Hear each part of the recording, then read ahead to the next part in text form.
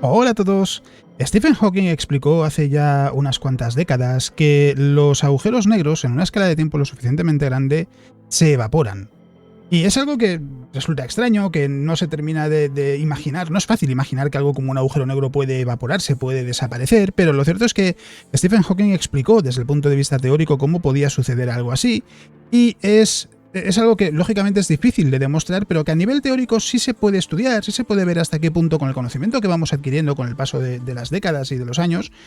si Stephen Hawking estaba en lo correcto. Y ahora se ha publicado un nuevo estudio en el que se habla de lo que planteaba Hawking, teniendo en cuenta también eso, conocimientos que se han ido ganando con el paso del tiempo, analizando también desde la perspectiva, desde la mecánica cuántica, etc. Y lo que cuentan es desconcertante en cuanto a que entienden que sí, que Stephen Hawking tenía razón con lo que se conoce como la radiación de Hawking como mecanismo para evaporar agujeros negros, pero en realidad van más allá. No es que los agujeros negros puedan evaporarse, es que todo el universo puede evaporarse.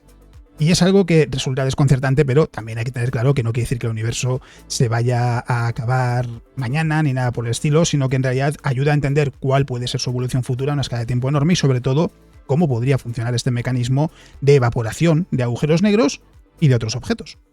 La forma más sencilla de explicar lo que planteó Hawking en su momento es que en el horizonte de sucesos de un agujero negro, el horizonte de sucesos ya sabemos que es la región a partir de la cual ni siquiera la luz puede escapar, los procesos cuánticos podrían provocar que se formasen una pareja de partícula y antipartícula justo en el borde del horizonte de sucesos que generalmente se aniquilarían y ya está, no tendrían más consecuencias. Pero en ocasiones, decía Hawking, es posible que una de esas partículas, bien la partícula, bien la antipartícula, caiga de nuevo al agujero negro y la otra partícula que no tiene con qué colisionar simplemente escape, a nivel cuántico es posible, escape del horizonte de sucesos y por tanto el agujero negro de una manera muy lenta pierda masa. De hecho es tan lento que en realidad el fenómeno no se produce si el agujero negro está ganando masa, si está absorbiendo material. Pero lo que permite es predecir que en una escala de tiempo absurdamente grande, no es ni de trillones ni de cuatrillones de años, es muchísimo más grande, los agujeros negros se evaporan. Y es algo que resulta extraño, es algo que resulta desconcertante, pero que permite explicar qué pasa con los agujeros negros a lo largo de los miles de millones, billones, trillones, etcétera, etcétera, de años en el futuro del universo. El problema de todo esto es que, como decía en la introducción del vídeo, a nivel teórico, se puede hablar de la radiación de Hawking, de cómo podría funcionar, no se ha podido comprobar de manera directa, ojalá se pudiese, pero no se tiene todavía esa capacidad. Pero sí hay motivos para pensar que Hawking debería estar en lo correcto y que es un mecanismo que seguramente tenga lugar en los agujeros negros y que provoca que, en una escala de tiempo suficientemente grande, si no están absorbiendo material, en lugar de seguir creciendo, de seguir ganando masa, la pierdan.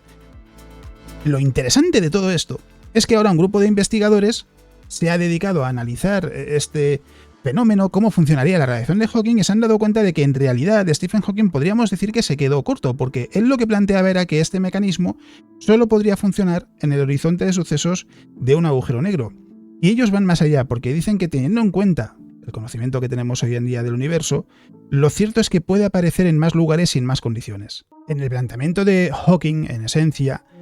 el horizonte de sucesos es la clave de todo este mecanismo que provoca que ese campo cuántico sea capaz de manifestar esas dos partículas que se aniquilan mutuamente y, por la cercanía del horizonte de sucesos, una de las partículas pueda ser atrapada y la otra escape. Lo que dicen esos investigadores, que han utilizado el conocimiento que se tiene hoy en día en astronomía, en física, en matemáticas, y han analizado todo esto a fondo desde un punto de vista teórico, es que en realidad el horizonte de sucesos no parece tan importante como Stephen Hawking pensaba, porque la gravedad y la curvatura del espacio-tiempo también serían factores que permitirían que apareciese este tipo de radiación. De hecho, lo que dicen ellos es que sería un tipo de radiación nuevo, porque entienden que la radiación de Hawking sería la que sucede específicamente en el horizonte de sucesos, pero que el mecanismo vendría a ser el mismo, que la gravedad, que la curvatura en el espacio-tiempo puede provocar que aparezcan esos pares de partículas a nivel cuántico que se aniquilen o que una de las partículas termine escapando del entorno en el que se encuentren. Y lo que dicen es que en realidad este mecanismo no solo funciona con agujeros negros, también funciona con cualquier objeto grande en el universo. Es decir, incluso los restos de estrellas, como el Sol dentro de 5.000 millones de años, cuando llega al final de su vida y se convierta en una enana blanca, deberían ser capaces de experimentar este tipo de radiación, que es como la radiación de Hawking, que provocaría que poco a poco vayan perdiendo, vayan evaporándose y su material quede disperso por el universo.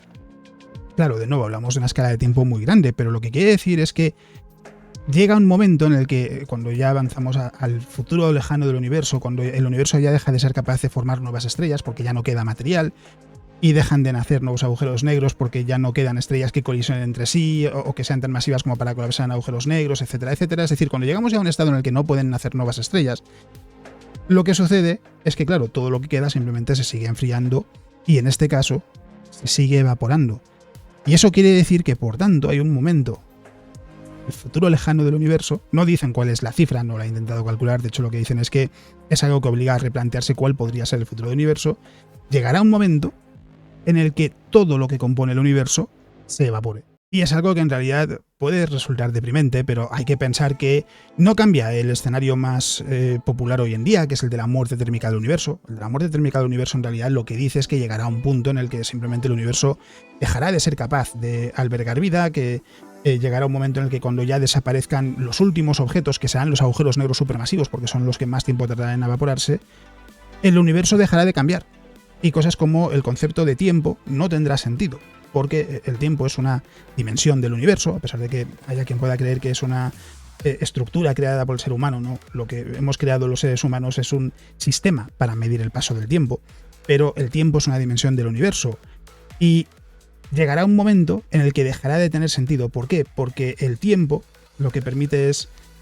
hablar de los cambios que suceden en el universo. Sabemos que constantemente en el universo suceden cambios y esos cambios no pueden ser deshechos. Claro, si llega un momento en el que ya nada cambia en el universo, el concepto de tiempo deja de tener sentido. Ese escenario sigue siendo exactamente el mismo, incluso teniendo en cuenta ese tipo de radiación que comentan los investigadores. Así que lo que quiere decir es que el final del universo seguiría siendo el de la muerte térmica en una escala de tiempo que es extremadamente larga. De hecho, en algunos escenarios se dice que podría ser 10 elevado a 100 años un Hubble, y en realidad hay estimaciones que son incluso mucho más grandes. Y que, por tanto, es más una forma de enfrentarse al mecanismo de la radiación de Hawking e intentar entender hasta qué punto realmente se aplica solo a agujeros negros, si podría tener otras aplicaciones, si podría darse en otros entornos. Y ayuda a entender ese aspecto. Hay que tener en cuenta que el campo de investigación de los agujeros negros es algo que está en constante evolución, que está muy activo. Por ejemplo, en estos últimos años hemos oído hablar mucho de los observatorios LIGO, que lo que hacen es detectar ondas gravitacionales que en muchos casos son emitidas durante la colisión de dos agujeros negros, y permite estudiar cómo es el nuevo agujero negro que se forma. Así que en realidad no es algo con lo que haya que perder el sueño. Es simplemente un estudio que lo que nos cuenta es que Stephen Hawking parece que tenía razón, pero que se quedó corto en cuanto a que, en el momento que él planteó este mecanismo con la información que había en ese momento, no supo ver o no se dio cuenta de que también la gravedad y la curvatura del espacio-tiempo son mecanismos para provocar que los objetos grandes del universo se puedan evaporar. Ya digo, de todos modos, es una escala de tiempo enorme y no es algo que deba quitarnos el sueño. Pero en cualquier caso, es una historia que me parece muy curiosa, que, ya digo, es puramente teórico, es un estudio, habría que comprobar realmente ese mecanismo de la radiación de Hawking in situ, pero hay muchos motivos para pensar que es así, porque encaja con lo que se conoce del universo y no tiene mucha más complicación que esa, no tiene mucha más implicación más allá de pensar que llegará un momento en el que todo lo que vemos en el universo, o lo que no vemos, los agujeros negros supermasivos, las estrellas que ya han llegado al final de su vida, llegará un momento en el que simplemente se evaporarán, dejarán de existir. Es un poco lóbrego, sí, pero me temo que no hay mucho que pueda hacer más allá de que sí os puedo decir que penséis que estamos en un momento en el que el universo tiene 13.800 millones de años y podemos ver galaxias colisionando, podemos ver nebulosas en nuestro entorno, en el del sistema solar, donde están naciendo nuevas estrellas, podemos ver galaxias que se están alejando de nosotros. Es decir, podemos ver el universo de una forma que, por ejemplo, una civilización que aparezca dentro de 1 billón de años, de 1 millón de millones de años, no podrá ver. Porque,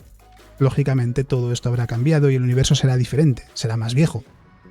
Así que, en lugar de pensar en lo triste que puede ser cómo morirá el universo, Hay que pensar en que vivimos en un momento de la historia del universo que es espectacular, en el que podemos ver fenómenos que las civilizaciones que aparecerán en un futuro lejano solo podrán llegar a imaginar. En cualquier caso, habiendo dicho esto, no quiero robaros mucho más tiempo porque es una noticia que no tiene mucho más recorrido que ese, simplemente contar que la radiación de Hawking parece que podría aplicarse a más escenarios y, por tanto, lo que me queda por decir es que ya habréis visto que he colocado los recordatorios habituales a lo largo del vídeo y ya sabéis que tenéis aquí en YouTube multitud de vídeos que podéis ver, que tenéis el podcast, las novelas, los directos en Twitch, que me tenéis en redes sociales, etcétera. Así que lo que digo siempre en estos casos es que si estáis viendo el vídeo en fin de semana, espero que disfrutéis de lo que quede de fin de semana. Si no es así, espero que quede poco para que podáis disfrutar del fin de semana y que espero que el vídeo haya sido entretenido. Así que muchas gracias por haberlo elegido para pasar este ratito, muchas gracias por ser parte de la comunidad, espero que el vídeo os haya gustado y eso es todo lo que os quería contar en el vídeo de hoy. Nos vemos.